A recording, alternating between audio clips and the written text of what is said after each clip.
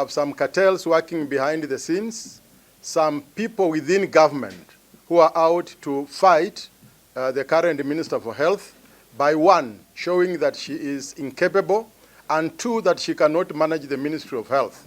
What is going on in the Ministry of Health, especially in the health insurance scheme, is not new.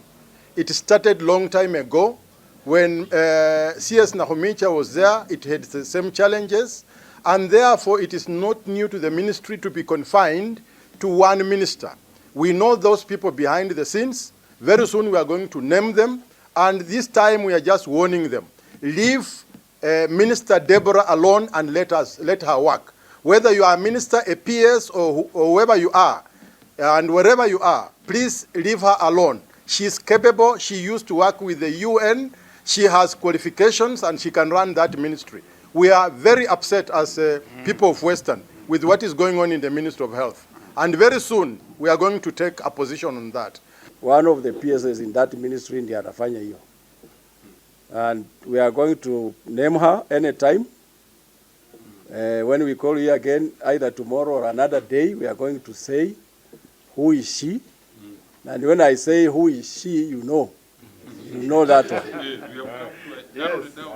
Hata kuna minister, one of the ministers, yule alikuanga huko zamani. Huyo alikuanga huko.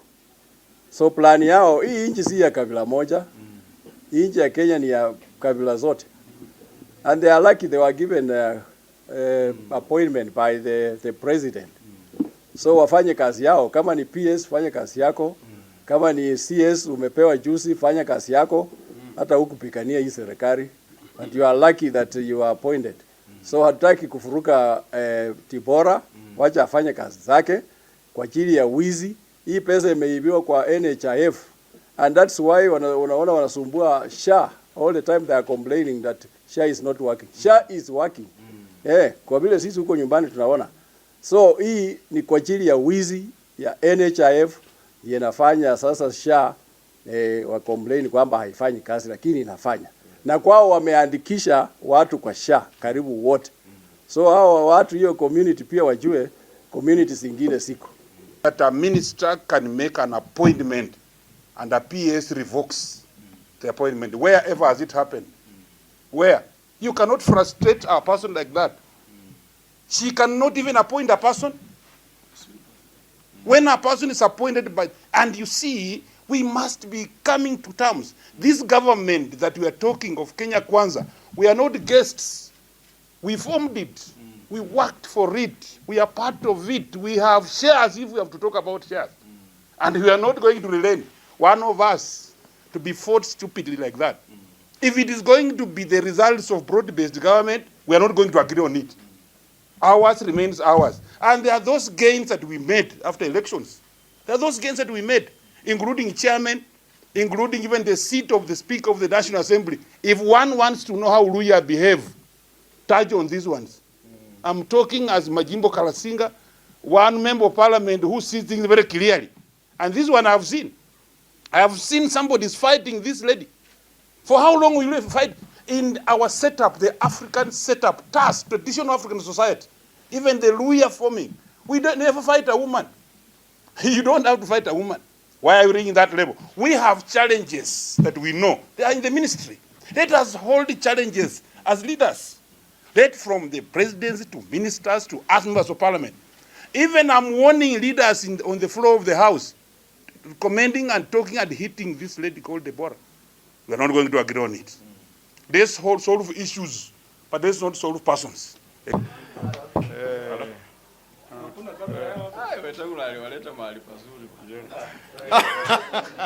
More special.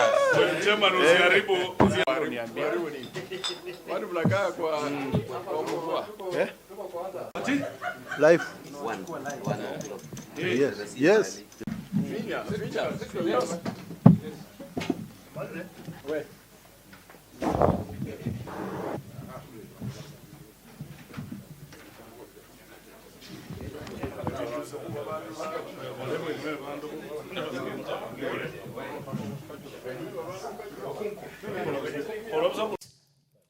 To this house for deliberations. Mr. Speaker, I join the other members in supporting this bill, but to note of concern is the utilization of resources that are either with the national government or with the county government. Mr. Speaker, allocation or giving more money to national government or the county government does not mean that they are going to utilize it properly to implement the intended purpose. Mr. Speaker, it is good that the national government and the county government work together, particularly on some critical times, particularly during drought, when we have health crisis, when we have floods, etc., etc. Mr. Speaker, Article 190 gives us the leeway to allocate more funds to the counties because they need development. So I've looked at this bill and I've realized it is addressing key and pertinent issues, which I'll summarize as follows. Mr. Speaker, I have noticed that there is the county aggregation industrial park, which is a very important component of the government agenda. Mr. Speaker, I want to clear the misinformation that these counties are being developed by the county government. We, the national government and the county government, are in partnership. And the importance of these aggregation centers, Mr. Speaker, is to create areas that will enhance value addition. They will create storage facilities. They will become centers of innovation. They will become centers where trading can be done effectively in an organized manner. Mr. Speaker, in Meru, the aggregation industrial park is situated in my constituency, and we are certain that the national government and the county government are in a partnership. Mr. Speaker, we are an agricultural county. My constituency is the largest producer of flowers, the largest producer of wheat, the largest producer of potatoes and vegetables, which feeds almost the northern frontier. So this is a very important thing for us to support and allocate more money because of what I've just said. Mr. Speaker, we have passed through a very tempting and a very embarrassing situation where medical provision of medical services in this country has been put to test. Mr. Speaker, we have seen the crisis on the medical sector. We have seen doctors, unemployed doctors. We have seen interns. We have seen existing doctors employed, but they have never been paid their salaries. Mr. Speaker, we all know that health is devolved, and therefore the government has to come in handy and to clear those arrears so that the country can move on. We need, as a national government, to release more funds to the counties. Mr. Speaker, the question that we need to ask ourselves here is, why did the counties wait until we reach this point where there is a crisis? Many will say the national government had delayed in setting the money, but that's not the truth. Mr. Speaker, what we are seeing at the county government is improper utilization of the resources and lack of priorities. Mr. Speaker, it is quite a balancing a country of Kenyan age that we hear doctors cannot be paid. And we all know that health is a very important factor in this country. Mr. Speaker, I have seen money in support of health promoters. Yes. But again, Mr. Speaker, I'm a bit embarrassed here because in the Meru County, the only promoters we have is 3,716. And we are being given a statistic that every health promoter will be in charge of 100 households. I have multiplied and I found in Meru, the health promoters are going to cover only 371,600 households. Surely, that's not even a half of Meru's household. Meaning, we are far from meeting the expectations in the health sector in terms of provision for health care, Mr. Speaker. We would like to put more resources on this sector and this area. Mr. Speaker, I have seen that the money that is coming in is from the development partners. And this is where now I have a bit of a problem, Mr. Speaker. Because if you look at the schedule that has been provided here, you will notice there are so many projects. Some of them are repeated projects. And there's nothing wrong. But the only problem is accountability. Mr. Speaker, here in and here out, we are sending money from the development partners to counties. Who oversees the utilization and implementation of this project, Mr. Speaker? And I want to join my colleague Oshanda. When we are saying every year in, we are giving a lot of unconditional revenue to counties. And I'll give an example. We appropriate the Kenya informal settlement schemes. There is a Kenya urban settlement schemes. Mr. Speaker, we don't know if these things are not visible at the counties.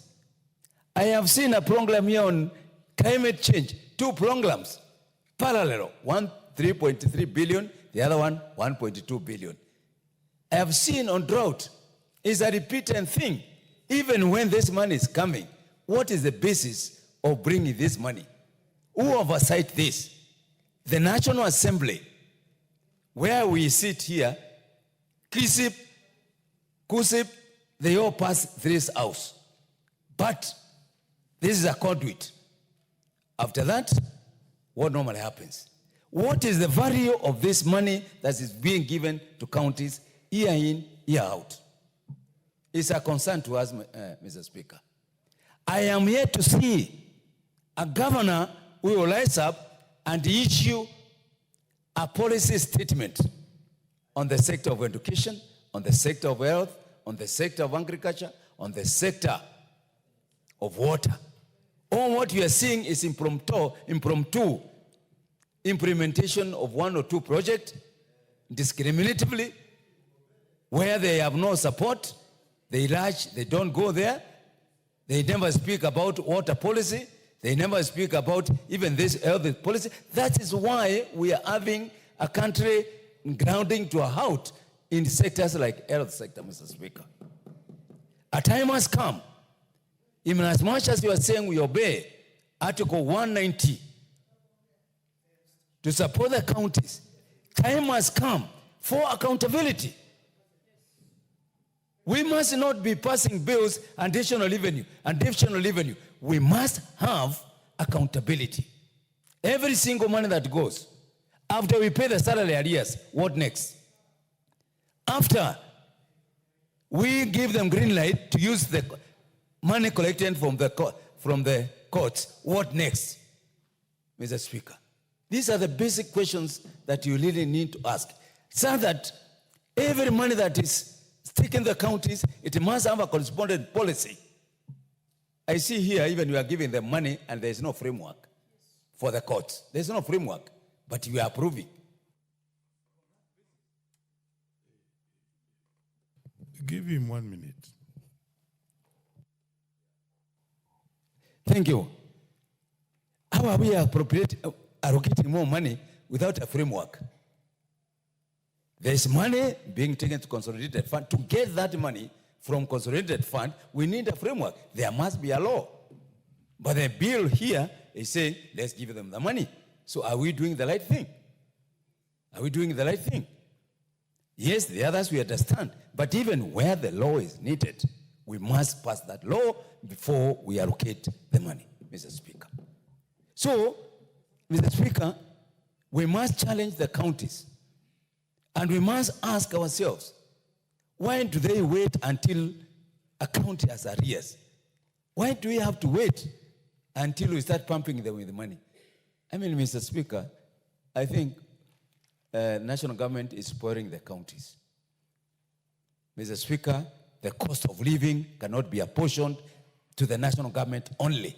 The cost of living needs to be apportioned to the counties also, because they have money on agriculture, they have money on water, they have money on drought.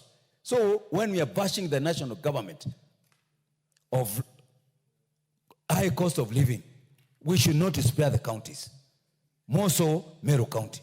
It should not be spared. The governors must say what they are doing to reduce the cost of living. I thank you, Mr. Speaker. The Honorable Makali Mulu.